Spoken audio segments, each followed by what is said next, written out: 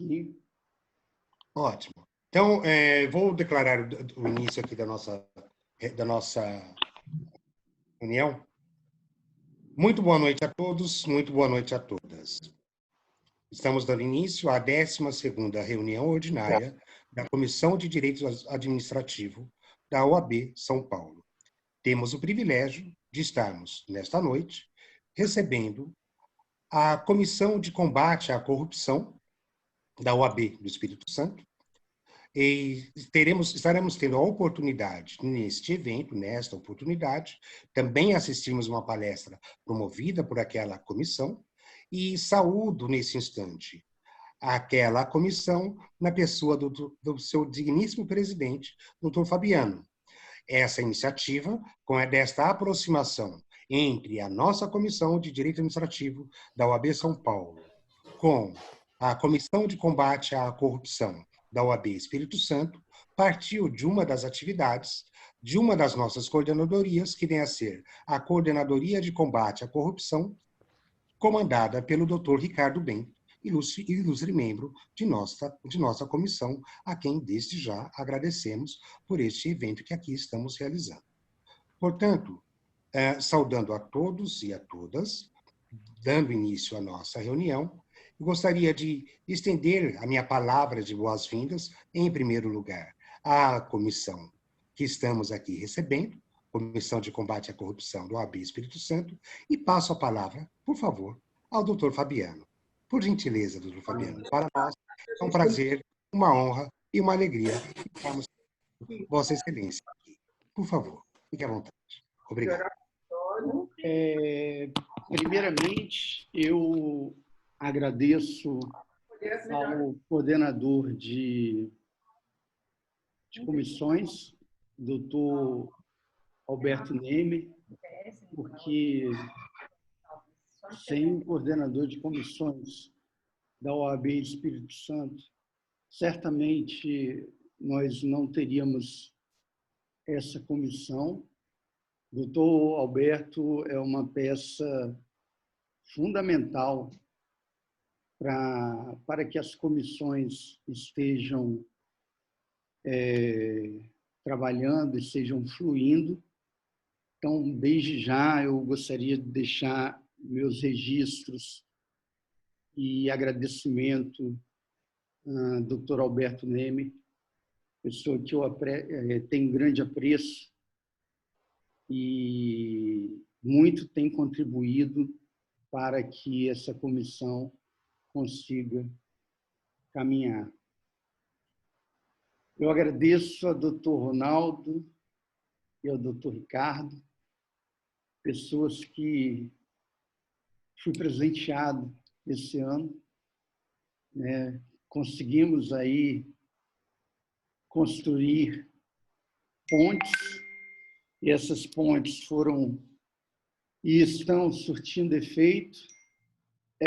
Jamais imaginávamos que chegaríamos tão longe, entendeu? Mas, graças a Deus, estamos conseguindo, através dessa união de comissão, né, chegar a tão longe. Isso me deixa até emocionado, que foi 2 grandes amigos que a comissão fez construir. Com relação ao crime de combate à corrupção, combate à corrupção e ao crime de corrupção, eu vejo que é um crime de lesa conduta. Vivemos um período assim bem preocupante hoje, porque tivemos aí a saída do Daltan Delagnol, procurador da República, né, que era responsável pela Lava Jato. Aí tivemos aí também, em São Paulo, 14 procuradores entregando os cargos, também da Operação Lava Jato. E a Lava Jato estava para ser extinta no dia 9, e ela só não foi extinta por força de uma liminar concedida pelo Conselho Nacional do Ministério Público. Então, é tipo assim, é bastante preocupante o momento pelo qual a gente está passando, porque é de incerteza, né? Estamos vivendo aí um momento de grande incerteza, tá? Mas acredito eu que tudo se resolve, eu acredito nas instituições e, com certeza, o bem sempre vence o mal. Tá? Mais uma vez, agradeço a presença de todos e devolvo a palavra ao Dr. Ronaldo.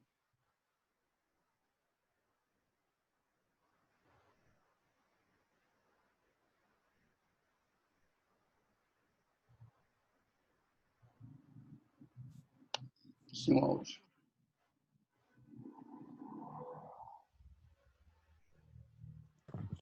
Peço desculpas. Obrigado. De fato, as suas breves palavras já nos trazem aí alguma palavra de preocupação.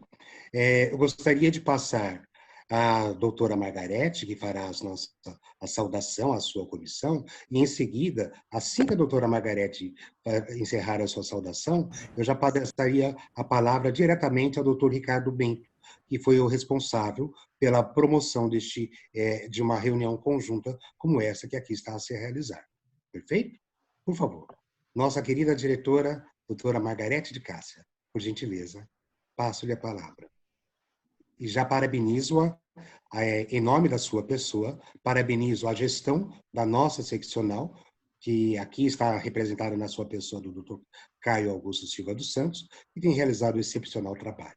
Por favor, nossa diretora, doutora Margarete. Boa noite a todos, meu querido presidente da Comissão de Direito Administrativo, Dr. Ronaldo Andrade. É uma honra estar aqui ao lado dessa valorosa Comissão de São Paulo, mas honra ainda maior, porque esta comissão, junto com a Comissão do Espírito Santo, da OAB, da Instituição Irmã do Espírito Santo, nos proporciona um evento tão maravilhoso, tão essencial a todos nós. Eu gostaria muito de agradecer este compartilhamento, esta união de seccionais e pedir que o querido Alberto Neme leve o nosso abraço ao doutor José Carlos Risque, que é o presidente da seccional, em nome do presidente Caio Augusto Silva dos Santos, que é o nosso gestor maior, nosso líder maior aqui em São Paulo. Gostaria de agradecer as palavras do Dr. Fabiano. Dr. Fabiano, muito obrigada pela oportunidade, gratidão é a palavra. Também quero agradecer aqui o nosso palestrante desta noite, o grande, nossa estrela, Dr. Alexandre Alves. Doutor, com absoluta certeza, eu estarei aqui lecionando, mas com uma vontade imensa de ouvi-lo, porque com certeza eu aprenderia muito nesta noite. O senhor é daquelas pessoas que, ao falar, nos dizem: abram os livros, começo a lhe ensinar a viver. Então, muito obrigada, gratidão. Quero também agradecer ao querido Ricardo Bento, porque é o presidente desta comissão tão importante, tão essencial em todas as nossas vidas. Quero deixar aqui um grande abraço ao nosso senador, Dr. Marcos Duval. Por favor, Dr. Fabiano, transmita um abraço da OAB da Seccional São Paulo e agradeça os relevantes trabalhos que ele vem realizando à frente, né, lá no Senado, o Senador da República, lá no Senado Federal. É muito importante que tenhamos pessoas comprometidas e verdadeiramente com as causas que nós todos defendemos. Todos somos os guardiões dos valores civilizatórios, meus amigos. Dr. Fabiano, não há nada que nos desanime, muito pelo contrário. Numa lição da minha avó, nós diríamos assim hoje: ninguém bate, né, em quem está morto, ninguém bate mais em massa de pão, quanto mais bate ela cresce, doutor Fabiano. Então, isso só provocará nas instituições e na sociedade um valor imenso, uma vontade imensa de que prevaleça o que é correto, o que é ético, que a Constituição prevaleça e que um dia tenhamos aí uma verdadeira democracia onde os interesses serão sempre do povo e da coletividade. Não desista, não desanimem, vocês são os nossos guardiões. Nós precisamos muito de vocês, o trabalho que realizam é algo espetacular. Agradeço muito esta união, esta parceria, doutor Ronaldo, e que vocês tenham um excelente trabalho. Doutora Renata, um grande beijo em sua pessoa, saúdo todos os integrantes da Comissão de Direito Administrativo, tanto da OAB São Paulo e combate à corrupção do Espírito Santo. Muito obrigada mesmo. E deixo vocês com um sentimento muito triste, porque aqui queria ficar para aprender ainda mais. Deus abençoe e proteja todos os senhores. Estamos juntos, meus amigos. Doutor Ricardo, nos ajude. Estamos à sua disposição. Obrigada, doutor Ronaldo. Fiquem com Deus.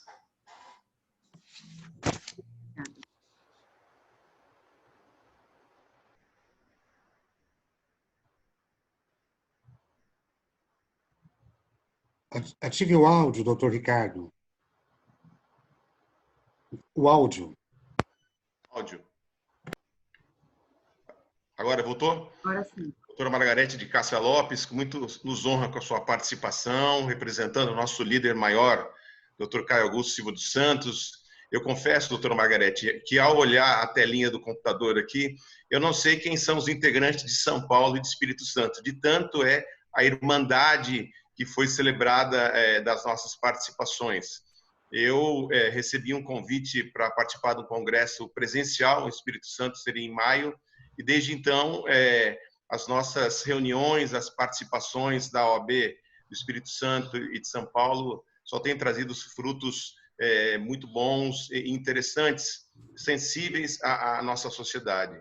E agradecer sempre ao doutor Ronaldo José Andrade, que através da sua clarividência jurídica me galgou a condição de coordenador de combate à corrupção da Comissão de Direito Administrativo, que a partir da sua pessoa os estudos puderam se encaminhar, e agradecer também essa oportunidade. Eu realmente digo e me solidarizo ao doutor Fabiano ao dizer que realmente é uma causa de emoção e de satisfação, porque somos amigos como se estivéssemos próximos uns dos outros.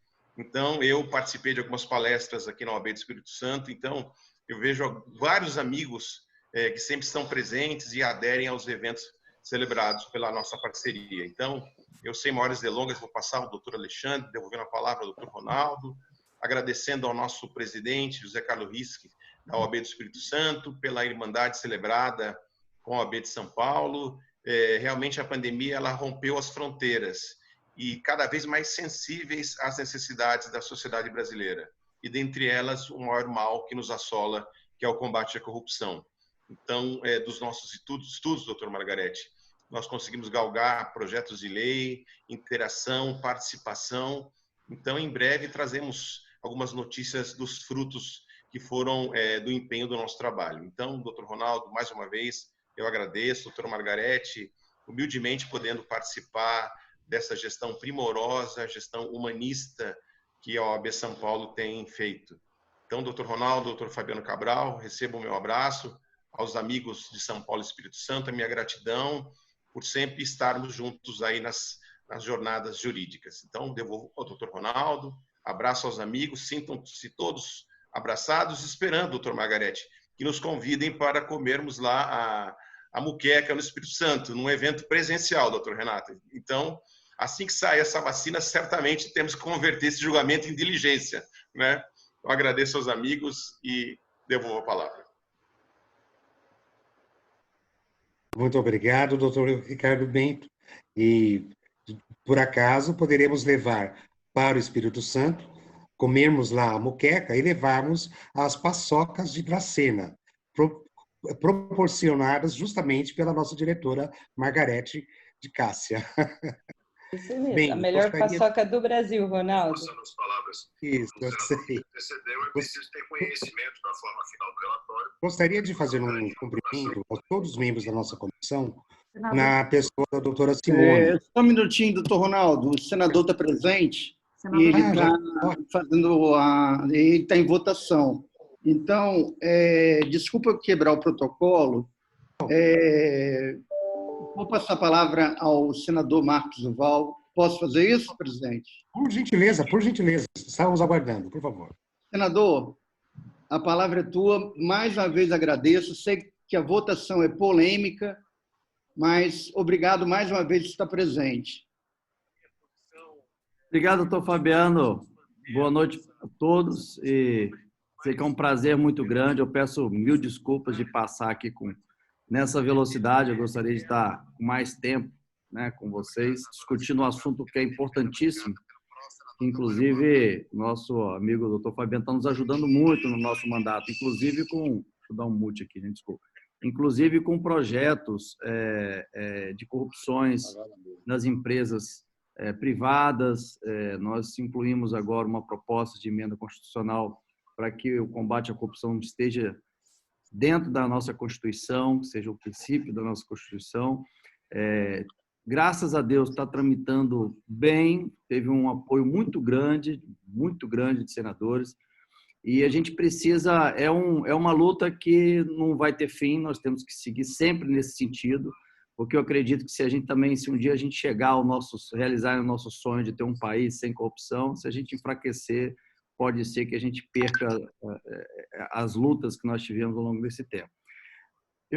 Confesso para vocês que aqui dentro no Congresso o sistema não é fácil, prejudica bastante, do ponto da gente até que escolher o ministro do STF e ficar devendo favores, né? Senadores que têm uma trajetória respondendo processos e as suas escolhas são escolhas tendenciosas, são escolhas para favorecer o próprio legislador. Então, a gente percebe, quando eu entrei, eu confesso que eu entrei querendo que as coisas acontecessem o mais rápido possível. Eu percebi que, infelizmente, não é nessa velocidade, infelizmente, mas ela começou, o leme virou. Essa renovação que foi feita em 2018 foi fundamental para isso.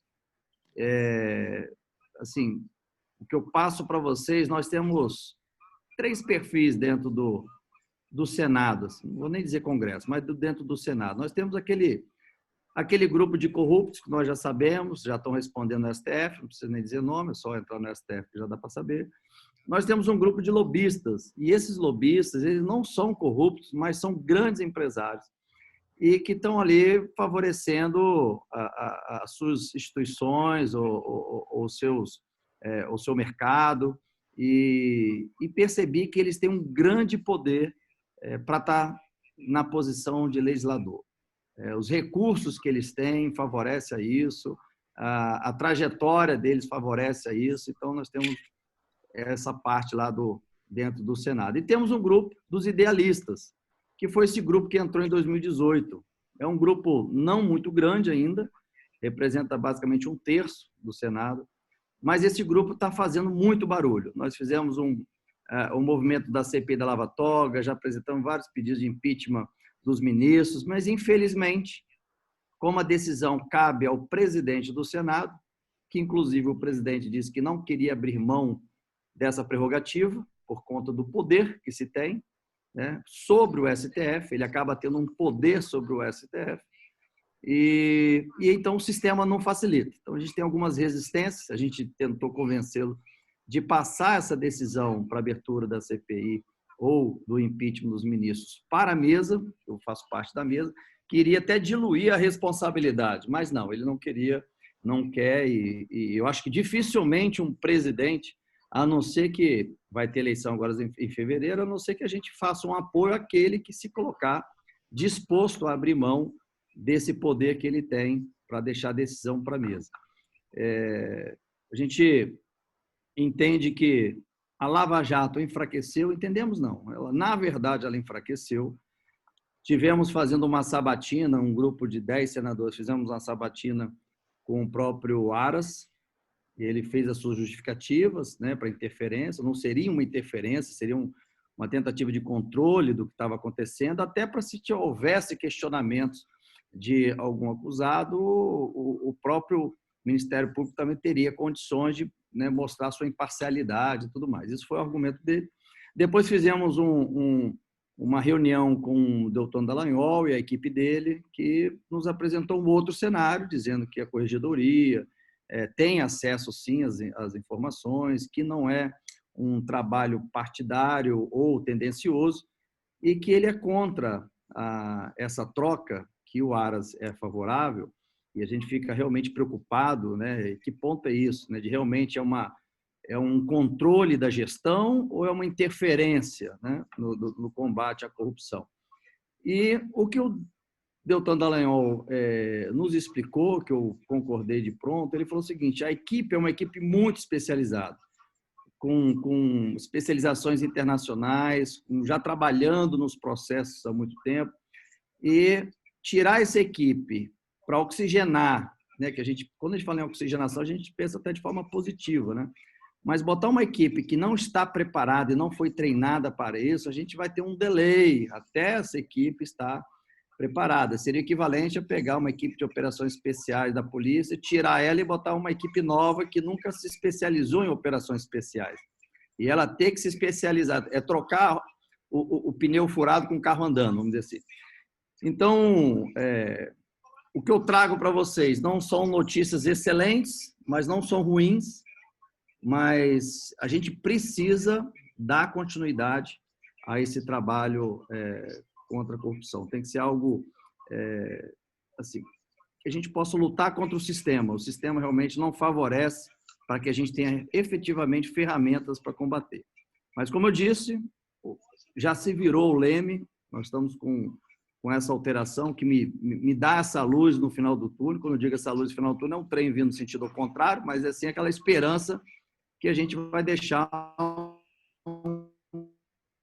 uma geração, um Brasil melhor. E a gente não pode desanimar com esse movimento que está acontecendo de estruturar a Lava Jato. A gente precisa nos fortalecer ainda mais e mostrar que para os candidatos, as pessoas que estão se colocando à disposição nessas campanhas municipais agora, de que essa é a principal bandeira e essa é a espinha dorsal dos próximos que vão assumir, principalmente no Legislativo. O Legislativo é que faz todo o movimento de construção ou desconstrução do Brasil. E quanto mais gente com perfil parecido com o meu, que nunca exerceu outra função política, principalmente no Executivo, porque todos que passam pelo Executivo acabam respondendo alguma coisa, e quando ele vai para o Legislativo, ele é tendencioso, sim, sim.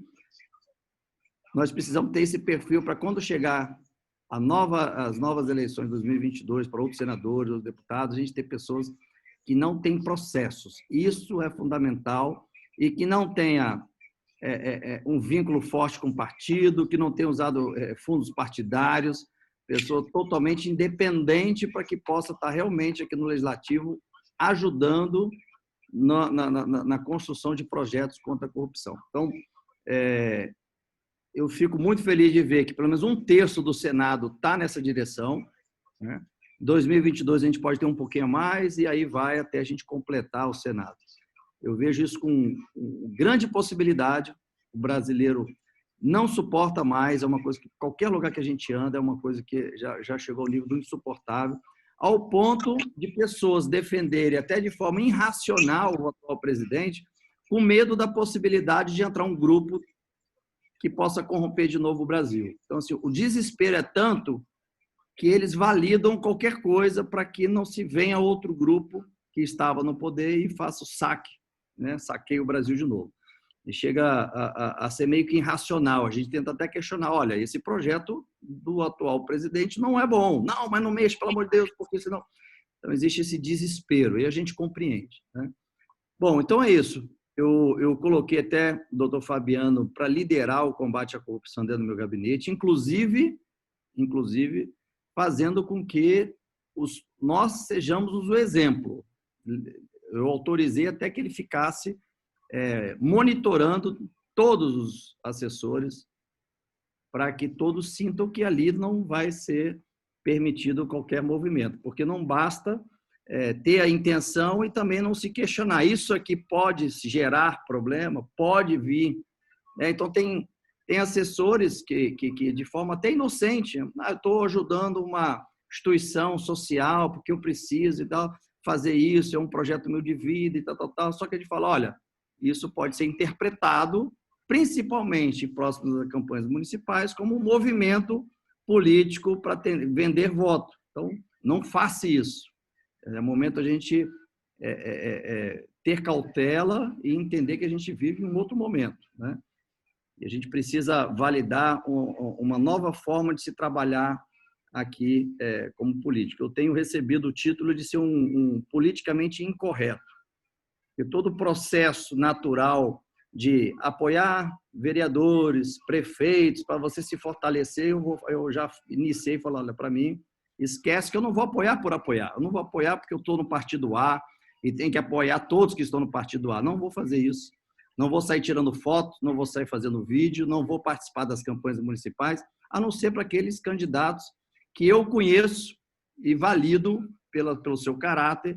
Mas o Espírito Santo tem quase 80 municípios, né? 70 e poucos municípios, e você vai apoiar quantos? Uns 6, 7 no máximo. Mas isso vai enfraquecer o partido no município tal está apoiando um candidato, você vai apoiar outro? Vou apoiar outro. Não me importa se o partido... Eu não tenho que virar refém de partido ou achar...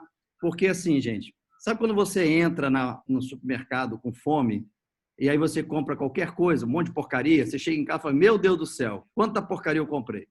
Quando você vem para o mandato com vontade de reeleger ou ir para outro cargo, governador, não sei o quê, você acaba tomando decisões péssimas, fazendo decisões que só vão encher o carrinho, e não vão te trazer resultado nenhum. Então, eu falo para muita gente assim, eu falo assim, olha, é consequência se que eu faça um mandato eletivo, que eu continue, eu vou para outro cargo. Eu não estou pensando nisso, até porque, confesso a vocês, que tem hora que eu me arrependo mesmo de estar aqui. Confesso a vocês. Eu falo, meu Deus do céu, o que eu estou fazendo aqui? Então, eu falo isso para os outros senadores, não faça o seu mandato com objetivo ou estratégia de querer reeleger, porque você vai tomar decisões erradas, a sociedade vai te cobrar depois. Então, mas aí eu posso ter um fortalecimento com o vereador, com o prefeito, aí a hora que eu botar meu nome, os prefeitos me ajudar, vereador. Falei, para com esse movimento antigo, né?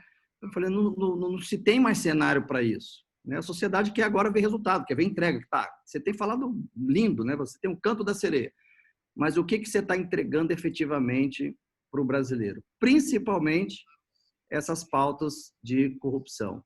Então, é isso que eu tenho para passar para vocês, porque nós temos que pegar perfis assim. Eu fiz uma campanha sem recursos partidários, era um dinheiro que eu tinha guardado em poupança, vendi meu carro, não tenho dinheiro nem para comprar o carro até hoje, provavelmente não vou ter. E financeiramente, para mim, é péssimo. Vocês podem olhar nas minhas declarações de imposto de renda, eu recebia, para cada palestra que eu dava em empresas sobre como atingir suas metas, né? Porque todo mundo sabe que eu fui ainda, infelizmente, né? Ainda o único brasileiro que deu aula para a Soares, e eu ganhava o que eu ganho líquido hoje, 22 mil, não preciso esconder, porque é público, líquido, né? Porque bruto é 30 e poucos, então 22 mil líquido. Eu recebia isso a cada palestra que eu dava. Recebia 25 mil, 1h30 de palestra, um abraço a todos, pagava o meu voo, vim para o meu estado. Então, isso era para cada palestra. Às vezes eu dava 5, 6, 7 palestras por mês. Então, financeiramente, quando já, o cara está numa posição ótima, é o senador, ele está ganhando muito. Então, assim, financeiramente, claro que a gente não vai fazer uma comparação a grande parte da sociedade brasileira que não tem essa posição. Mas eu digo que quando a pessoa vem com o discurso de que eu estou aqui porque eu estou me aproveitando, porque eu tenho bons salários, esquece. Ninguém, muito menos os corruptos, estariam aqui por causa de salário. Quando vocês escutam pessoas parlamentares dizendo assim, abrir mão do meu salário, abrir mão de tantos por cento, abrir mão disso, abrir mão daquilo, Eu vou ser muito sincero para vocês. Pode ser que isso seja uma coisa assim, ué, nunca pensei nisso. Você tem só 2 perfis de pessoas que vão fazer isso. Ou aquele corrupto, porque ele abre mão disso publicamente, mas por trás ele está saqueando o Brasil. Então, para ele, o que é abrir mão de 20 mil? Você está saqueando 2 milhões, 10 milhões, 100 milhões, né? Então, não é nada, opa! E aí ele fica sendo aquele cara, nossa, o cara abriu mão disso. Ou é aquele lobista, um mega empresário, um grande empresário, que pode abrir mão de tudo, se quiser, e fazer aquele discurso de que é o mais econômico, mas não entrega, mas está ali fazendo o seu lobby dentro das suas empresas faturando bilhões e bilhões. Então, desconfie de pessoas com esse discurso, porque a gente, com esse discurso, eu já falei isso para os senadores, nós vamos matar os idealistas. Os idealistas não são lobistas, não são corruptos. Então, eles precisam ter o seu espaço dentro do... no século XVIII foi criado essa remuneração exatamente para chegar os idealistas ao parlamento, porque até então só tinha os lobistas. Na história, vocês só vão ver os grandes empresários, as grandes famílias, os coronéis, os que tinham dinheiro, que estavam no parlamento. Então, agora, nós temos que ser responsáveis com o que a gente tem. Um exemplo para vocês, eu até estou estendendo, desculpa, porque eu estou aproveitando aqui, estou vendo a votação aqui, está dando tempo. No final do meu primeiro mandato, porque isso conduz muito para vocês terem uma radiografia. Quem que vocês acham que pode estar fazendo o saque no Brasil, quem não pode? Então, eu estou sendo assim, muito sincero com vocês. No primeiro ano de mandato, a imprensa capixaba me ligou e falou o seguinte: senador, eu quero saber, você que se diz que é o novo, né? Por que você gastou 240 mil e o outro senador que entrou junto com você, né, em respeito, não sei dizer o nome, ele gastou 190 mil no primeiro ano de mandato? Por que você gastou mais do que ele? Eu falei, bom, vamos fazer uma análise rápida aqui. A Sociedade Capixaba investiu 240 mil no meu mandato, mas eu trouxe de retorno, fora as emendas obrigatórias, que a gente, eu não, né? A gente recebe para indicar 15 milhões de reais. Metade é obrigatório para a saúde. Então, a gente tem esse valor e a gente indica os hospitais, escolas e tudo mais. Então, não é para mim, né? Para o Estado. Eu falei, fora esse valor que, por lei, o governo federal é obrigado a nos repassar, eu trouxe mais 110 milhões de reais. Grande parte para a saúde, grande parte para a educação e outra parte para a segurança pública. O outro senador que você citou, ele não trouxe absolutamente nada. Então, eu acredito que a Sociedade Capixaba, que investiu 240 mil, teve retorno de 110 milhões de reais, fora o meu trabalho como legislador. E o outro não trouxe nada, fora a emenda dele obrigatória. Então, eu acredito que o dele é prejuízo, é despesa. O meu não é despesa, o meu é investimento. É claro que a outra senadora foi 400 e poucos mil. Então, assim, eu disse para todos e reafirmo para vocês, vocês nunca vão me ver sendo mais econômico, mas vocês vão me ver sempre querendo ser a média. Então, eu não posso ser econômico e não produzir, porque eu preciso produzir, eu preciso entregar para vocês, mas também tem que ser responsável com a verba. Eu não posso sair gastando recursos, porque tem, vamos gastar. Também não. Então, eu vou sempre fazer um mandato nesse equilíbrio, porque eu preciso entregar para vocês mais do que vocês investem. Então, eu não fui... a gente precisa quebrar esse perfil do que tem um discurso, um canto da sereia, é aquele que fala, bate em todo mundo, critica todo mundo, e o povo, nossa senhora, esse está falando o que eu queria falar, que coragem.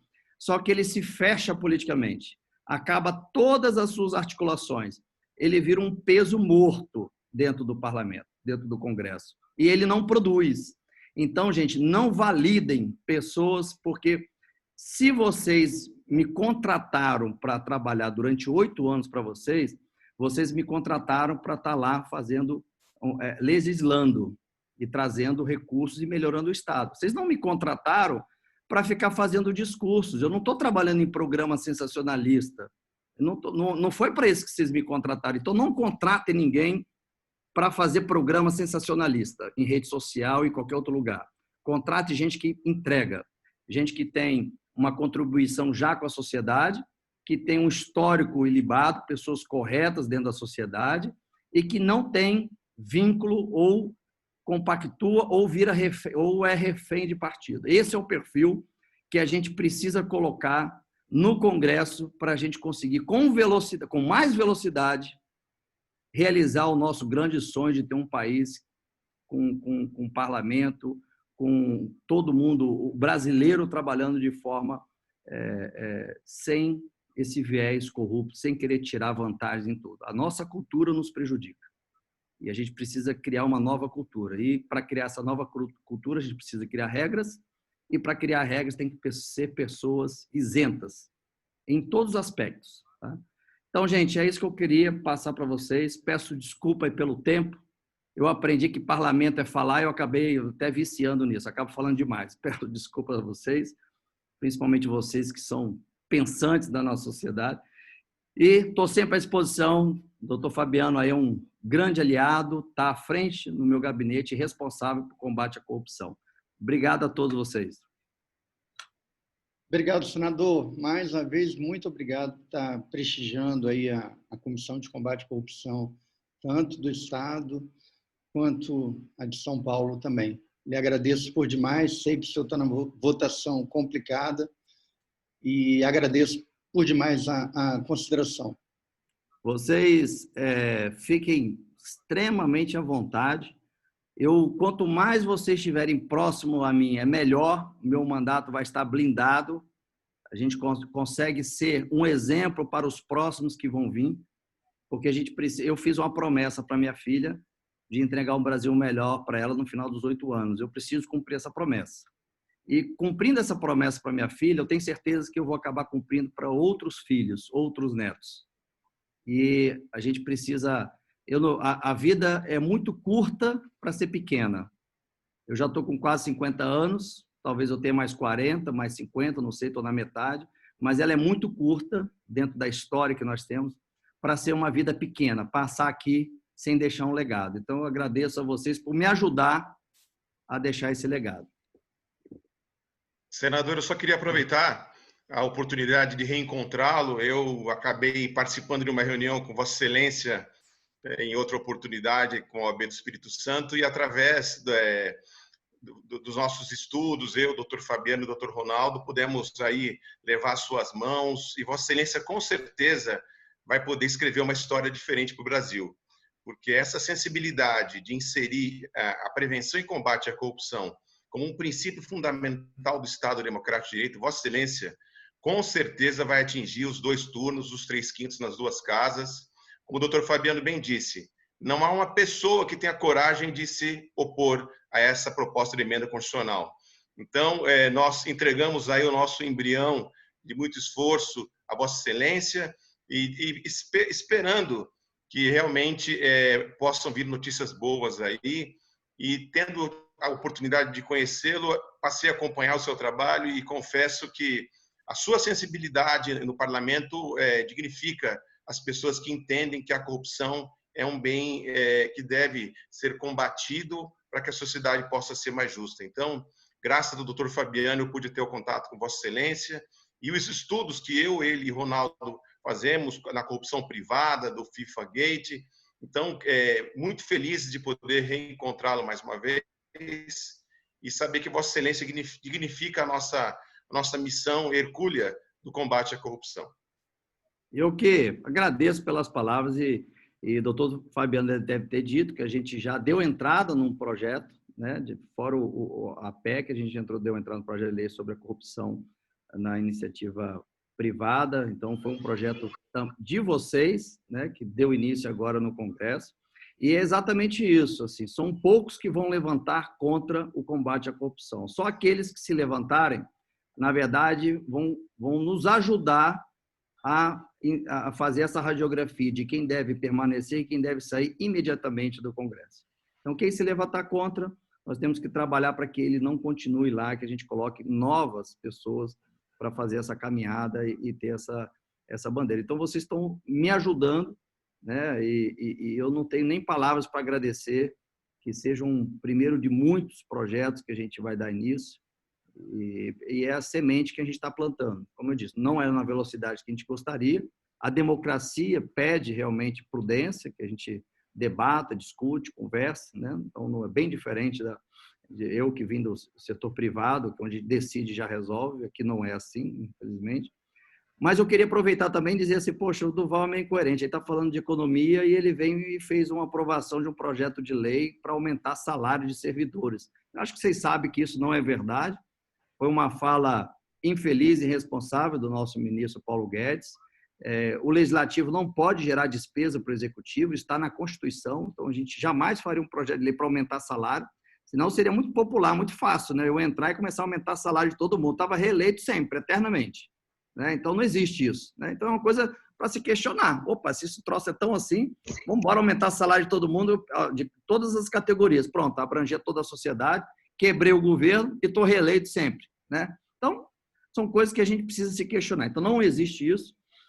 O que nós fizemos, o que nós podemos fazer no Legislativo é fazer um projeto de lei para parar os gastos do Executivo, isso a gente pode fazer, isso a gente permite, foi o que nós fizemos.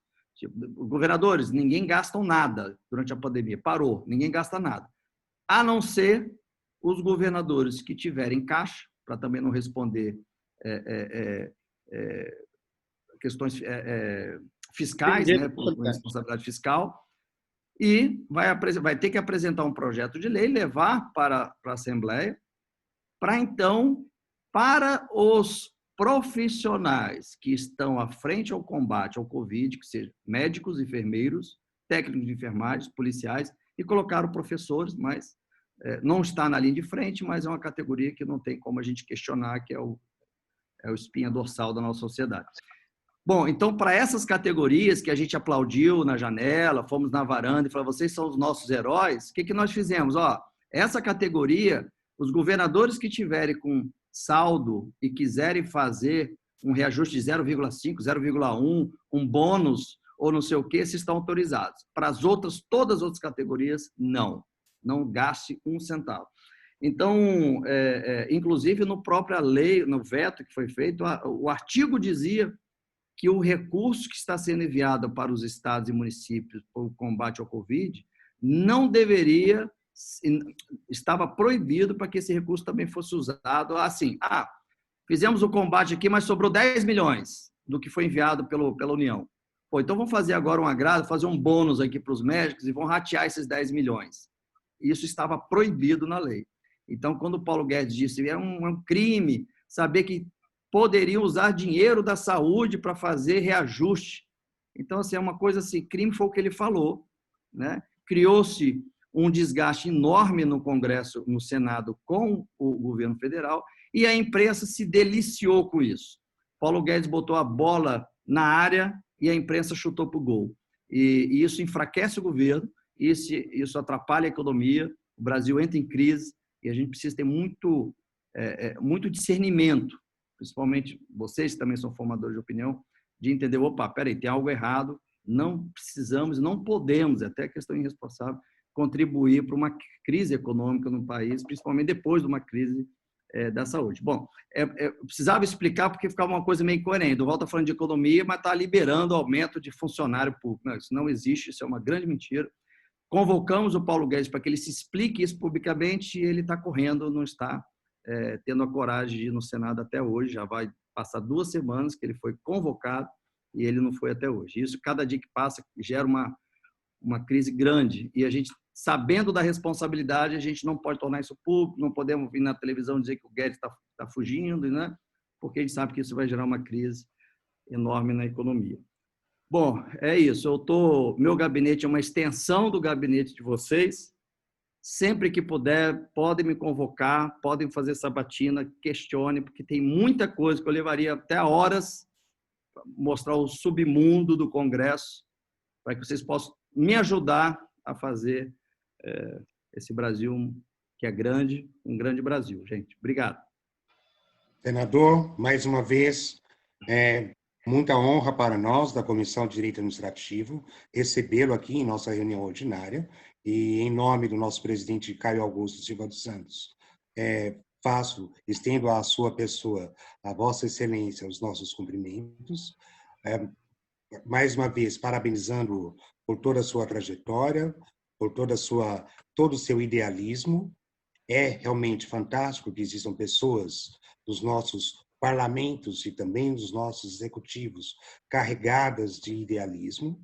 Portanto, continue com todo o seu idealismo, senador. E, mais uma vez, gostaríamos de colocar à disposição da Comissão de Direito Administrativo a oportunidade de discussão de projetos. É sempre nosso interesse, é sempre papel nosso da Comissão de Direito Administrativo discutirmos as pautas legislativas que são importantes. Nós já tivemos várias oportunidades, diferentes parlamentares já passaram pela nossa comissão, e na verdade, exercer essa atividade para nós nada mais significa do que dar cumprimento ao nosso artigo 44 do Estatuto da Ordem dos Advogados do Brasil, que estabelece entre as funções da ordem justamente a defesa do Estado democrático de direito, com todos os consectários que daí advêm, desde o fortalecimento das instituições, o fortalecimento das instituições democráticas e, particularmente, a questão específica do combate à corrupção, nos parece absolutamente cara, porque premente aos olhos da sociedade, premente diante de uma situação de escassez de recursos e premente diante de uma situação de infinidade de necessidades públicas a serem cumpridas e atingidas. Portanto, mais uma vez, ficam aqui os nossos agradecimentos e fique à vontade, senador. Obrigado. Boa reunião para todos. E, doutor Fabiano, sempre que tiver, por favor, eu preciso dar uma passada aqui, dar um abraço em vocês, agradecer e poder falar um pouco. Muito obrigado, gente. Parabéns, parabéns. Muito orgulho de saber que tem uma parte expressiva da sociedade nesse mesmo foco que a gente. Valeu, obrigado. Obrigado. Tudo de bom. Muito obrigado. Obrigado, senador. Eu gostaria, dando prosseguimento à nossa reunião, gostaria de saudar os membros da nossa comissão na pessoa da doutora Simone Henriques, cujo pai faleceu na semana passada. Então, gostaria de deixar registrado aqui, em ata, inclusive, os nossos sentimentos à doutora Simone Henriques.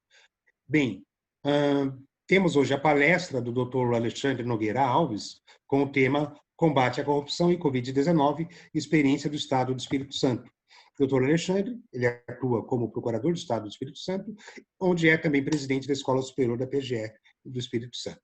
Estão aqui presentes também nesta reunião membros que são 20 advogados que foram convidados para aqui participarem, porque se predispuseram, se autoindicaram para participarem da Comissão de Direito Administrativo.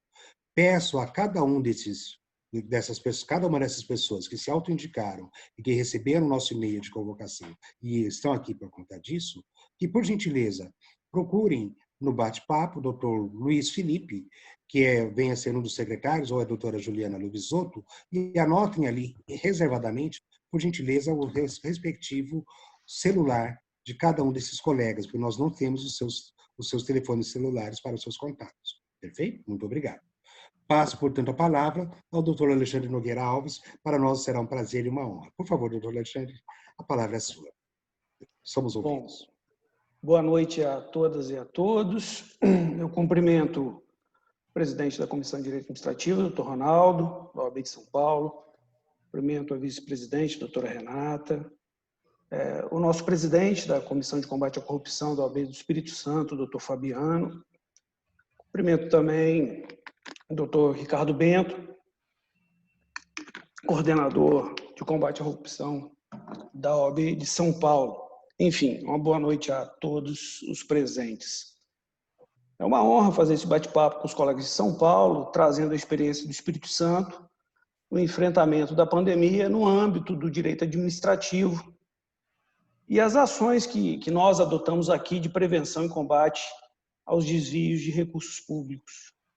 Eu gostaria de dizer inicialmente que eu me sinto em casa de forma dupla, já que eu sou inscrito suplementarmente na OAB de São Paulo desde 94. Então, eu tenho a minha inscrição original no Espírito Santo e desde 94, quando eu fui fazer meu mestrado na PUC de São Paulo, eu me inscrevi na OAB Seccional São Paulo. Adoro o estado de São Paulo, tive a oportunidade de advogar em diversas comarcas, não só na capital, mas no interior, Santos, Mairinque, Itu, Avaré, Itatinga, Botucatu. Dei uma rodada boa pelo interior, já morei em São Paulo 2 vezes Enfim, sou apaixonado pela capital, pelo estado de São Paulo. Para vocês terem uma ideia, eu que sou flamenguista, de tanto estar em São Paulo, acabei tendo um filho corintiano, filho nascido em Vitória, mas de tanto me acompanhar nas viagens a São Paulo, despertou aí a paixão pelo Corinthians. Natural, feliz da vida agora com o novo nome do Itaquerão, que eu não vou conseguir chamar de outro nome de jeito nenhum. Naturalmente, nós do Espírito Santo, a gente torce para times do Rio, pela proximidade, pela ausência de futebol competitivo. E essa tradição também nasceu, acho que das transmissões da Rádio Globo, na década de 50, 60, enfim. Mas, para vocês terem uma ideia da minha proximidade com São Paulo, eu tenho filho corintiano. Mas vamos ao assunto que me trouxe aqui hoje, né? O que a pandemia nos ensinou com relação ao sistema público de compras e como prevenir e combater a corrupção.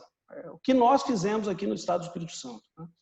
Eu estruturei minha participação aqui com vocês a partir da experiência que eu tive como Procurador-Geral do Estado nos anos de 2017 e 2018 e atualmente como diretor da Escola Superior da PGE do Espírito Santo.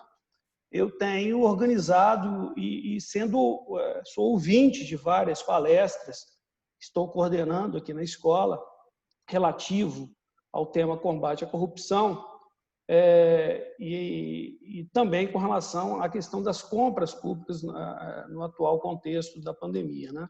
E como tem uma proximidade muito grande com o atual gabinete da Procuradoria-Geral do Estado, apesar de não estar na linha de frente, de não ser procurador da consultoria, eu sempre troco ideias com os atuais gestores e venho acompanhando a atuação deles e do próprio Estado no combate à pandemia, os desvios e a corrupção. Ou seja, minha abordagem hoje aqui para os senhores será da perspectiva do poder público, da advocacia pública.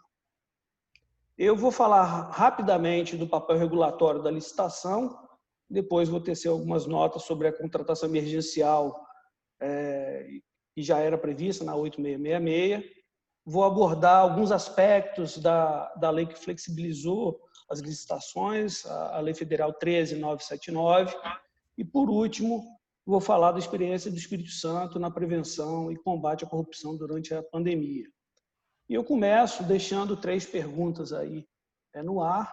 A primeira, como utilizar os institutos clássicos da contratação pública diante da situação excepcional que estamos vivendo?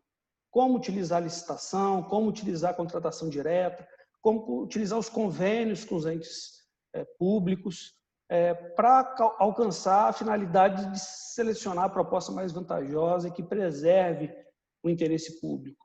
Como buscar soluções inovadoras, rápidas, urgentes e fazer uma releitura das normas e princípios de direito administrativo na pandemia. Como dar concretude às políticas públicas sem que exista corrupção.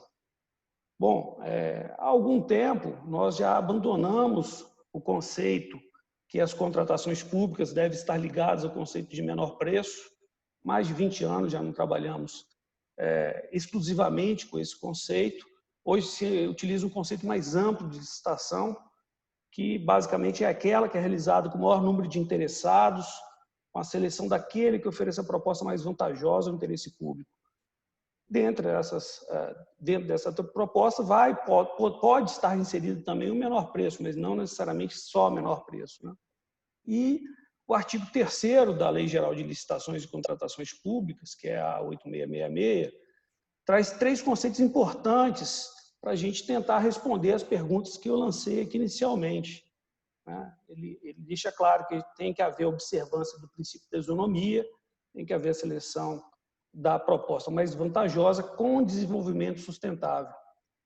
E quando a gente fala em desenvolvimento sustentável, a gente não pode deixar de reconhecer o caráter regulatório das licitações públicas e que a licitação tem aspectos multidimensionais. Ele atua no campo ético, político, jurídico, e eu gosto muito da atuação, principalmente de falar da atuação do caráter regulatório das licitações na área econômica, né?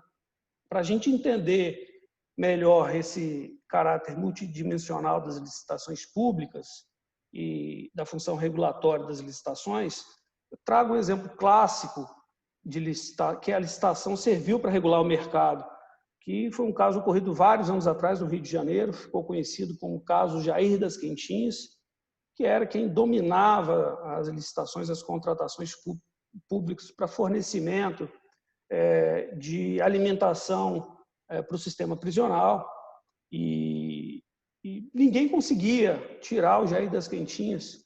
Muitos anos ele ficou vencendo todas as licitações, e em um determinado momento o poder público decidiu eliminar o próprio vencedor dessas licitações, o Jair das Quentinhas, das licitações, possibilitando que o mercado competisse, outras empresas entrassem. E alguns podem me perguntar, mas isso não quebra a isonomia? Eu entendo que não. Eu acho que a função regulatória da licitação ela serve exatamente para isso, para fomentar todos esses aspectos multidimensionais que eu narrei rapidamente anteriormente, né? Essa função regulatória é um aspecto muito importante, inclusive no contexto da pandemia, principalmente do principal objetivo, que o principal objetivo dos entes públicos atualmente é atender à urgência, principalmente da área de saúde, né? Mas quando a gente fala em urgência, a gente não pode esquecer do controle. Tem que haver um controle formal. Não estou dizendo que a gente tem que abrir mão das amarras, tem que existir uma falta de controle. Mas esse controle pode ser minimizado, como foi feito na legislação na 13.979, mas tem que continuar havendo a motivação adequada, ela tem que ser efetiva. E o que significa motivação adequada? É aquela motivação razoável, transparente, proporcional. Vejam, já entrando no novo formato das contratações públicas em tempos de pandemia, já no novo marco regulatório que veio com a Lei 13.979, eu trago alguns exemplos que a função regulatória das licitações foi utilizada no Espírito Santo. A primeira situação, a Procuradoria-Geral do Estado, ela foi instada por uma secretaria para deflagrar um processo de contratação de empresas para fornecimento de máscaras para serem distribuídas nos terminais de ônibus, para distribuir para os passageiros, né, para eles terem maior proteção aí nesse ambiente de pandemia. E a ideia seria fazer uma contratação direta com participação só de microempresas do Estado do Espírito Santo. Nós entendemos aqui internamente que não precisava haver a contratação direta, era possível se fazer através de pregão, que a gente ganhou uma agilidade muito grande nos pregões eletrônicos aqui no Espírito Santo. Entendemos também que a limitação a microempresas do Espírito Santo não violaria a isonomia dos participantes, não haveria um tratamento diferenciado, porque a licitação ela serviria como um fomento social e econômico para as empresas capixabas que estavam, as microempresas capixabas que estavam sofrendo tanto naquele momento inicial da pandemia, né? Outra situação que a gente enxerga também como funciona a função regulatória da licitação é no caso dos hotéis, né? Os hotéis totalmente paralisados, vários municípios, estados fizeram contratação direta aí, de quartos de hotelaria para instalar profissionais de saúde, e aí zelando não só pela saúde dos familiares desses profissionais, mas também fomentando toda a atividade hoteleira que estava paralisada com a pandemia, né, gerando aí um fluxo econômico para esse setor. Depois dessas considerações iniciais sobre a função regulatória da licitação, eu gostaria de lembrar que a contratação emergencial ela já tinha previsão na 8666, mais especificamente no artigo 24, nos casos de emergência e calamidade pública, 24, inciso 4º, né? E a gente pode extrair aí da 8666 que a contratação emergencial foi tratada na legislação como um caso de licitação dispensável. A gente analisando a legislação também, a gente lembra que dentro da 8666, a contratação emergencial necessita de uma justificação pública da emergência. Ela se limita aos bens, obras e serviços necessários para conter a emergência. A limitação do prazo contratual é de 180 dias, sem prorrogação, e a formalização da contratação emergencial se dá no processo administrativo, com a devida justificativa, ratificado pela autoridade superior, publicado na imprensa oficial, e existem, na própria 8666, alternativas à contratação emergencial, como adesão a atas de registro de preço vigente, realização de pregão eletrônico, credenciamento de fornecedores, mas a gente tem que lembrar que a contratação emergencial ela já existia no modelo clássico da licitação, especificamente no artigo 24, ela trazia, 24, inciso 4º, as situações de emergência e calamidade pública que justificavam a contratação emergencial. E aí a gente ocorre a pandemia, né? E o poder público se apressa aí na adoção de várias medidas, não só medidas relacionadas à saúde, proteção da renda dos vulneráveis, mas também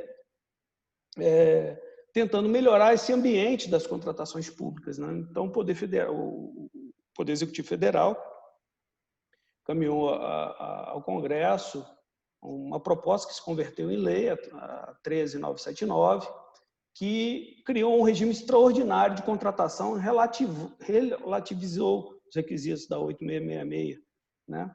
E, basicamente, ela traz toda a contratação emergencial referente à Covid como caso de licitação dispensável. Esse conceito ele vem no artigo 4º da 13979. A temporalidade da contratação emergencial não se limita aos 180 dias do regramento ordinário.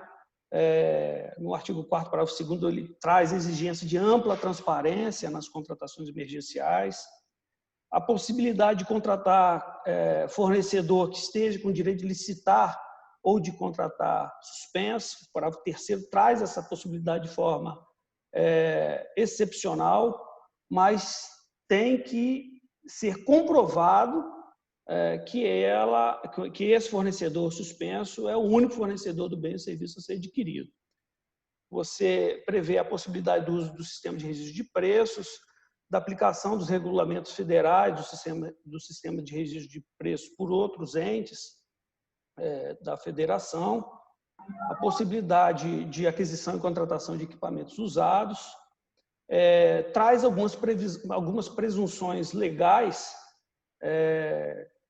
com relação à dispensa de licitação no artigo 4, mas essas presunções legais elas não dispensam a devida motivação administrativa. Isso é importante que se diga. Sempre, mesmo com toda essa flexibilização, a motivação administrativa ela é muito importante, né?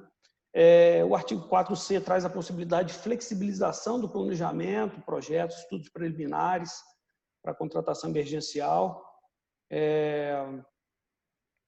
Existe também a possibilidade de dispensa da estimativa de preços para contratação emergencial, mas aí há nesse dispositivo uma necessidade de justificativa reforçada.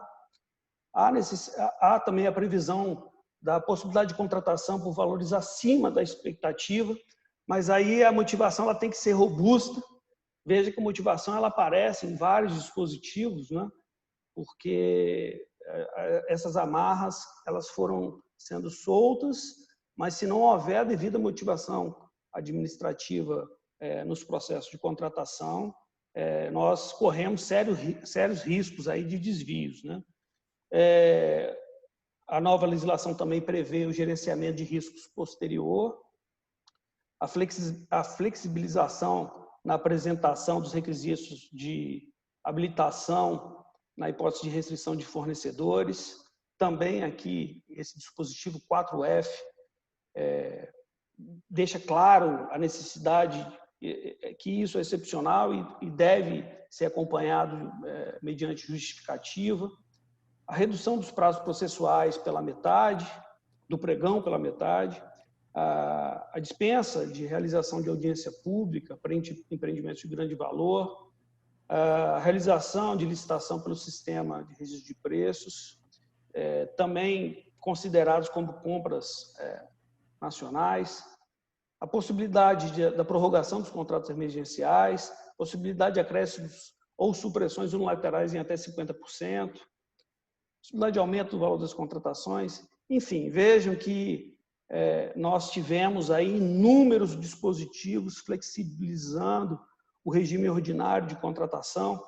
E para não ficar cansativo, né, eu só cito mais dois, que é um dos principais, a possibilidade de pagamento antecipado, mas fica previsto aí de maneira muito categórica a necessidade de motivação reforçada, e também houve um aumento de valores para dispensa de licitação em razão do valor. Em linhas gerais, essas foram as amarras, essas foram as travas que foram soltas no novo regime, no novo marco regulatório das licitações pós-pandemia, a partir da legislação federal, né? E, a partir daí, eu passo a narrar para os senhores a experiência do Estado do Espírito Santo, a experiência do controle interno, principalmente do controle interno na prevenção aos desvios e à corrupção em tempos de pandemia. Como os senhores sabem, o papel do controle interno é dividido pela Procuradoria-Geral do Estado, que faz o controle jurídico dos atos da administração, e a SECONT, que faz o controle técnico, econômico, orçamentário. E a razão de ser do controle interno é para que a política pública aconteça. Nós não estamos aqui para ser trava, na verdade, a gente quer que ela aconteça da melhor forma possível, visando o interesse público, sem desvios. E assim que ocorreu a pandemia, logo nos primeiros dias, 15 de março, imediatamente o gabinete do Procurador-Geral criou um núcleo voltado para a criação de ações voltadas ao combate da Covid, né?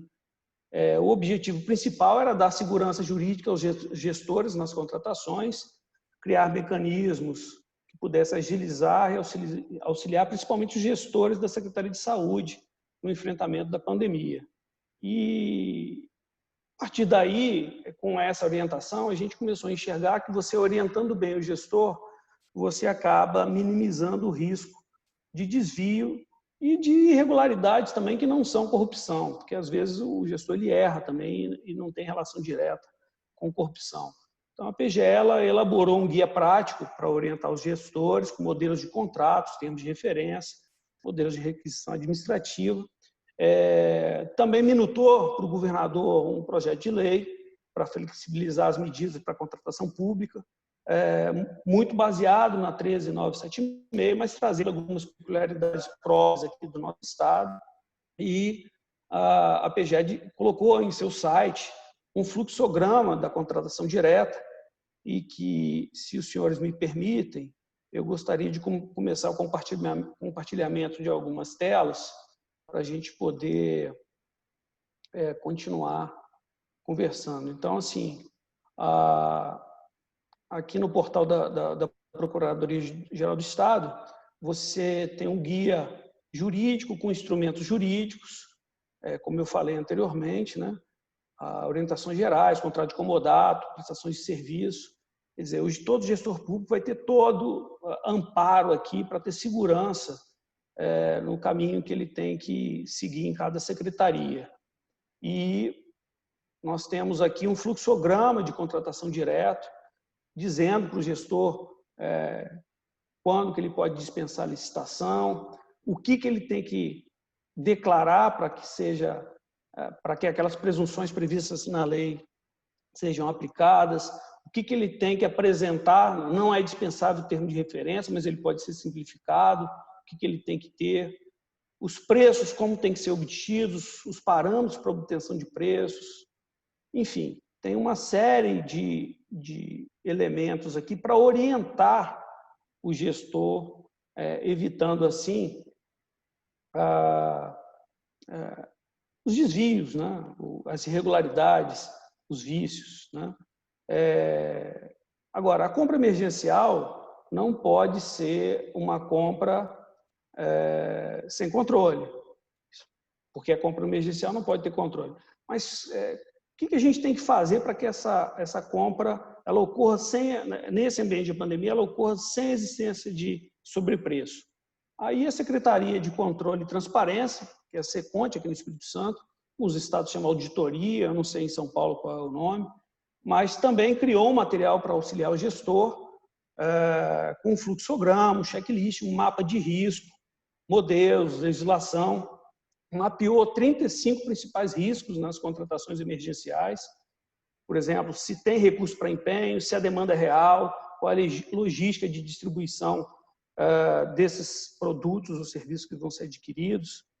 E o que a gente verificou com o passar do tempo, que o grande desafio da gestão era o seguinte: eu preciso do auxílio do controle, tanto da PGE quanto da SECONT, para que eu não cometa irregularidades, que eu não entre no sombreamento da zona de risco, mas eu não posso atrasar, eu tenho que ser rápido, tem que ser eficaz, né? Então, houve um compromisso, tanto da Procuradoria-Geral do Estado quanto da SECONT, para se pronunciar em 24, 48 horas, no máximo, da solicitação do gestor. Isso foi fundamental também para que a gente tivesse êxito aqui na nossa política de contratação pública em tempo de pandemia. Todos os contratos acima de 200 mil, o controle interno se manifestava antes do pagamento. Então, assim, o risco que a gente, com relação ao sobrepreço, ele praticamente desapareceu, né? A gente mapeava os riscos, alertava os gestores e, por óbvio, concentrou todos os esforços onde tinha mais recursos. Então, um processo com mais recursos, ele era feito uma análise mais detalhada. Então, toda essa orientação, toda essa preparação do controle interno aqui no Espírito Santo, a gente pôde verificar que 93% dos recursos empregados nos contratos emergenciais obedeciam à matriz de risco. Vejam, todo aquele guia de orientação da PGE, todo esse guia de orientação da Secretaria de Controle e Transparência, ele atingiu o objetivo dele, que, na verdade, é orientar o gestor e não punir o gestor. A gente quer que não haja o desvio, quer que a coisa ande no trilho, não quer que haja irregularidade, né? Então, dos 250 contratos analisados até julho, eu não tenho os números atualizados, mas menos de 10 contratos foram identificados problemas e lançados alertas para os gestores. Somente 3% de dúvida. E essas dúvidas, elas não eram necessariamente corrupção, né? Porque a gente tem que separar a irregularidade de corrupção. Mas, enfim, depois do alerta, a gente teve condições de que esses gestores acertassem, ajustassem os contratos para a gente dar sequência. Então, o primeiro passo, né, feito foi um trabalho de orientação, tanto da PGE quanto da SECONT, e não há de como se falar em controle, em prevenção à corrupção, sem falar em transparência. Esse é o ponto, é fundamental. Se você não tiver transparência, você sempre vai ter corrupção. Não tem jeito. Então, para os senhores terem uma ideia, eu também volto aqui compartilhar uma segunda tela. Deixa eu compartilhar. Só um minuto que eu preciso. Deixa eu ver se eu consigo aqui. Bom. Essa tela é do painel Covid do Estado do Espírito Santo. Aqui a gente tem todos os dados da saúde, desde leitos ocupados, total de óbito, por município, por bairro. Mas o que eu queria mostrar para os senhores é essa aba de transparência, que além de todos os dados relativos à saúde, isolamento social, leito, até mesmo no sistema prisional, quantos tem afetados, né? Nós temos aqui uma aba de contratos e execução de despesas. E nessa aba, só deixa carregar para a gente poder visualizar, nós temos aí todos os contratos que foram celebrados durante a pandemia, a quantidade de fornecedores, o valor total investido a modalidade de compra, objeto do contrato. Nós temos aqui uma tabela de todos os contratos emergenciais, o nome do contratado, o objeto, o valor. E aqui nessa aba, inclusive, nós temos a possibilidade de consultar o processo. É um processo eletrônico, qualquer cidadão pode fazer sua senha, cadastrar. Eu já estava logado no sistema, com um processo eletrônico completo para que o cidadão possa acompanhar. Eu, no caso, aqui tem alguns documentos que eu não tenho credenciamento, mas, enfim, o cidadão ele pode acompanhar em tempo real toda a contratação pública, os valores empregados, e isso é fundamental para que a gente tenha tido êxito, né? Não há nenhuma denúncia de corrupção, de sobrepreço aqui no Espírito Santo, diferente de outros estados. É um site muito completo, está disponível aí para toda a população, para ela poder consultar, e para os órgãos de controle externo, inclusive, né? Tem outros dados aqui com relação à doação de valores. Aqui eu acho que em São Paulo é Gária, não sei se o nome da guia, aqui no Espírito Santo é DUA. Então, você tem todas as doações através da guia oficial do governo do estado, através de depósito bancário, as cestas básicas, as doações que foram recebidas, as doações de material e prestação de serviço de todas as empresas. Veja, tudo detalhado, tudo muito transparente, e isso é fundamental para combate à corrupção, ao desvio, né? Para se ter uma ideia, deixa eu ver se eu consigo aqui na aba aqui embaixo. Não é esse, não.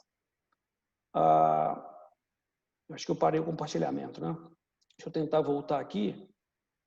Tem mais duas telas que eu queria exibir para os senhores. Só um minuto. Bom, o primeiro é o ranking da transparência no combate à Covid. Nós temos aqui um ranking nacional de todos os estados, né? Esse ranking ele começou no dia 21 de maio. Lá em 21 de maio, o Espírito Santo já estava em primeiro lugar no ranking, com 97,4. Né? Nós temos depois uma outra em junho, ainda continuávamos em primeiro lugar, aí já com 100 pontos. Em julho, nós continuamos em primeiro lugar, só saímos aqui da frente porque questões alfabéticas, o Ceará veio na frente, e nós permanecemos aqui até 1º de setembro em primeiro lugar, só por questões alfabéticas mesmo, que estão aqui abaixo de Alagoas e Ceará. Vejam, desde o início da pandemia, a transparência ela sempre esteve no patamar por institutos aí de renome, né, como a Transparência Internacional.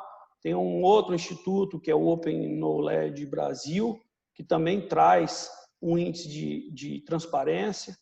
Em 9 de julho, nós estávamos em primeiro lugar, junto com o Amazonas. Em julho, em primeiro lugar. Doutor Alexandre, perdoe. Pois não. Me perdoe. Peço-lhe perdão por interromper ele. Apenas iria avisar-lhe, o amigo dispõe de mais 3 minutos. Desculpe. Sim, já estou partindo para o final. Obrigado. Já é final. E aí, a última medição em agosto, continuamos com 100%. Então, os senhores podem ver que, na verdade, a transparência é fundamental no combate à corrupção, né? E a mensagem final que eu deixo, já partindo para o fecho,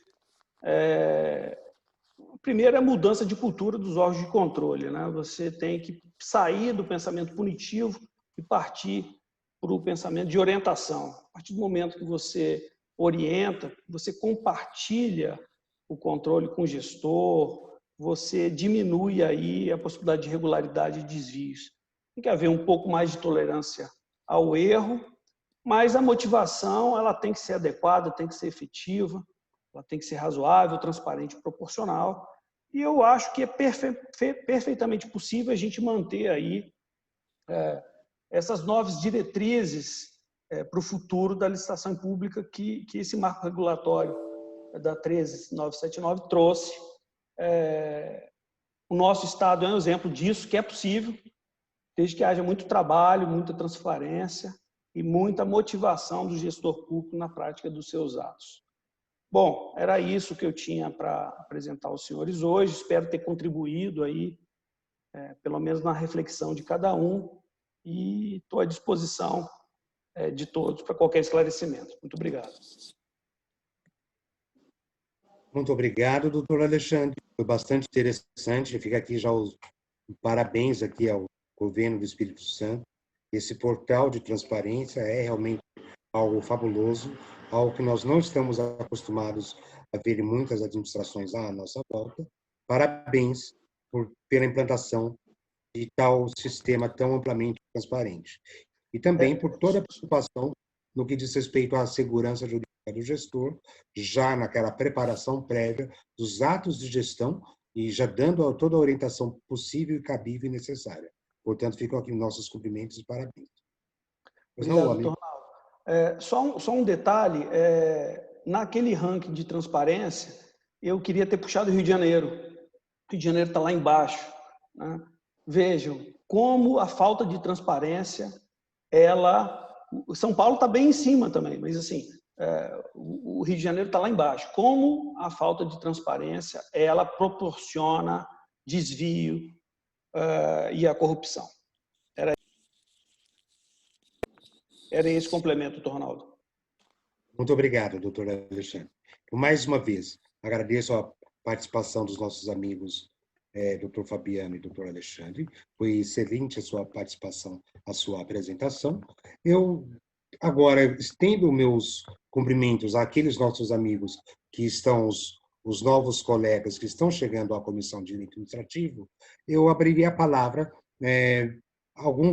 qualquer um daqueles colegas que querendo se manifestar, por favor, se manifeste, até para se apresentar aos demais colegas.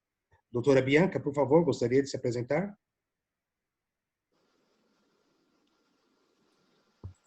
Oi, doutor Ronaldo. Boa noite aos colegas. Todos me ouvem? Sim, por favor. Apresente-se. Meu nome é Bianca. Claro.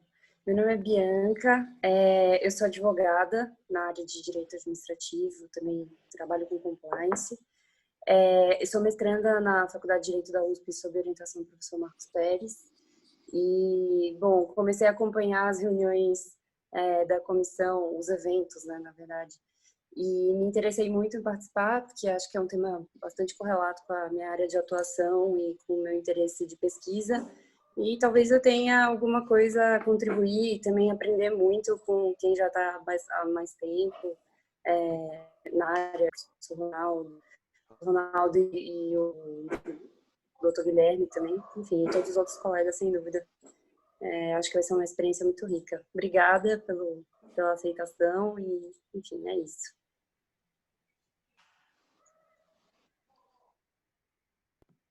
Perfeito. Na sua pessoa, nós cumprimentamos todos os demais colegas que estão chegando à comissão. Nós temos bastante trabalho a fazer, temos muitas atividades, temos um edital que foi preparado e que foi hoje encaminhado aos colegas do grupo de WhatsApp, que nós pretendíamos também debatê-lo hoje, dado o adiantado da hora, não será possível, tendo em vista que nós temos nosso horário sagrado de encerramento às 20 horas. Mas esse edital nós estaremos providenciando lá no nosso grupo de WhatsApp os devidos encaminhamentos. Por favor, todos leiam aquele edital, é importantíssimo, justamente a fim de delimitar as novas atividades que a comissão estará produzindo, por favor. Eu gostaria de passar uma palavra final de cumprimentos ao querido doutor Fabiano, nosso presidente. Aliás, peço-lhe perdão, doutor Fabiano, não havia feito a menção inicial, seu nome completo. Doutor Fabiano Cabral Dias, presidente da Comissão de Combate à Corrupção da OAB Espírito Santo. Por favor.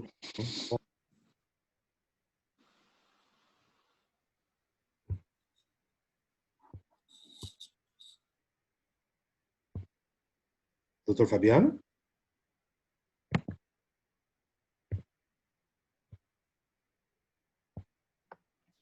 Acho que deve ter caído, Ronaldo. Ele deve retornar. Assim, perfeito. Então, eu abriria... Temos 1 minuto, basicamente, para encerrar nossa reunião.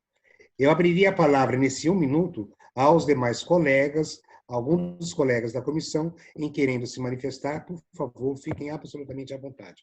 A qualquer um dos colegas, por favor. Presidente Ronaldo, boa noite. Grande doutor Pedro Mazaro, muito bem-vindo. Feliz em rever. Boa noite a todos os membros da comissão. Eu e o doutor Vitor, infelizmente não pode estar presente, porque ele está realizando um curso que, infelizmente, os horários batem com das nossas reuniões. Mas, enfim, como é de conhecimento de alguns aqui na comissão, eu, o doutor Vitor e a doutora Renata Fiore também, estamos auxiliando no projeto de atualização da Lei de Improbidade Administrativa. É o PL que está na Câmara dos Deputados, de relatoria do deputado Carlos Zaratini, e o relatório final está em vias de conclusão, já foi encaminhada uma versão final, que ainda está passível de alguns ajustes, e o projeto final começou a ter alguma repercussão dentro da imprensa, dos órgãos de controle, enfim, e alguma retórica já está começando a ser construída em torno disso, e a gente queria propor, lógico, para apreciação de todos, se seria interessante fazer pela Comissão de Direito Administrativo um webinar, um conjunto de encontros com os órgãos de controle, né, os representantes dos órgãos de controle, junto com membros da advocacia igualmente, para se fazer o debate público sobre a administrativa, tendo como base os problemas atuais da aplicação da lei e os pontos principais da reforma que está sendo proposta. Óbvio, né, também chamando para fazer parte do deputado Carlos Zaratini na condição de relator, para que seja feito esse debate e demonstrado as reais intenções do porquê que os pontos estão sendo alterados, para que não haja ruído na comunicação com a sociedade e principalmente, né, dentro da nossa classe jurídica. Enfim, é uma proposta que nós pensamos e coloco a aplicação se teria interesse de conduzir isso pela nossa comissão. Basicamente essa é a minha fala. Aí a estrutura, com relação, a gente pode, né, organizar, eu com o Vitor e a Renata, se ela se dispor, a gente pode organizar as estruturas, enfim, fazer um panorama. Mas, enfim, obviamente, a depender das conclusões aqui tiradas. Mas é isso. Muito obrigado. Muito obrigado, caríssimo. Bom, já a priori, de fato, o ilustre deputado Carlos Zaratini já foi nosso convidado a um evento anterior da nossa comissão. Infelizmente, ele não pôde estar presente por um motivo de última hora e acabou se fazendo substituir pelo revisor do mesmo projeto de lei, o deputado Vitor Lippe. Sim, é de todo o interesse da nossa comissão, está absolutamente afim à nossa temática, temos todo o interesse, sim, e já aproveito, então já vou dar um outro encaminhamento. Como o edital de chamamento já foi encaminhado no grupo do WhatsApp, eu creio que os amigos já devam ter vindo a partir... Eu peço, inclusive, desculpas, porque foi em cima da hora, foi hoje de manhã que eu terminei de fazer a revisão daquela proposta, que foi inclusive elaborada pelo querido doutor Guilherme. Eu pediria, eu promoveria agora a promoção de aprovação daquele edital aqui em ata. Eu faria o seguinte encaminhamento, aí já aproveitando a sua proposta, doutor Pedro, também uma provocação que chegou aqui do doutor Adalberto, do bate-papo, então já faria dessa forma. Ao invés de promovermos a aprovação depois, já promoveria agora, apesar do nosso adiantado da hora. Então, algo muito rápido, eu faria o seguinte encaminhamento, da seguinte forma. Os colegas que estejam de acordo com a aprovação daquele edital, da forma que está sendo proposto, permaneçam como estão. Colegas que não estejam concordes com a aprovação daquele edital, por favor, se manifestem. É assim que eu me dirigiria aos membros da Comissão de Direito Administrativo. Está em votação. Ótimo. Portanto, está aprovado. Então, peço aos colegas, já peço ao colega doutor Pedro que observe os termos daquele edital e já faça a proposta deste evento, já nos temos daquele edital e já demos todo o prosseguimento, tudo bem? E assim já fica valendo para todos os demais amigos também. Como o doutor Fabiano falou, nós já avançamos bastante no nosso horário, mas eu pediria ao doutor Fabiano, em 1 minuto, para que nós possamos fazer os nossos encerramentos aqui, nossos cumprimentos finais e os nossos agradecimentos recíprocos. Eu, de minha parte, já deixo aqui os meus cumprimentos a ele. Doutor Ed Carlos, por favor, encaminhe o seu número de WhatsApp, número de telefone ao doutor Luiz Felipe ou à doutora Juliana Luvisotto pelo bate-papo no reservadamente, por favor. Doutor Fabiano, por gentileza. Doutor Ronaldo, doutor Ricardo, demais membros, eu só tenho a agradecer a oportunidade e a ponte que está sendo criada, e até o final do ano acredito que podemos fazer mais encontros dessa natureza, porque estamos trocando aí várias ideias e até mesmo, como é um país bem grande, até conhecimento, costume. Então, vamos começar a fazer mais encontros dessa natureza, porque eu acho de grande valia. Tá? Quer seja assunto administrativo ou de combate à corrupção. Acho muito válido. Agradeço por demais a OAB de São Paulo, está sempre nos abraçando e chamando a gente, nos convidando para os eventos. Muito obrigado a todos.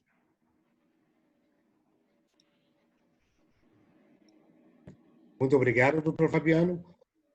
25, ou seja, já passamos 5 minutos da nossa reunião. Eu perguntaria se algum dos outros colegas da comissão gostaria de se manifestar. Caso não, já encaminharei para o encerramento. Não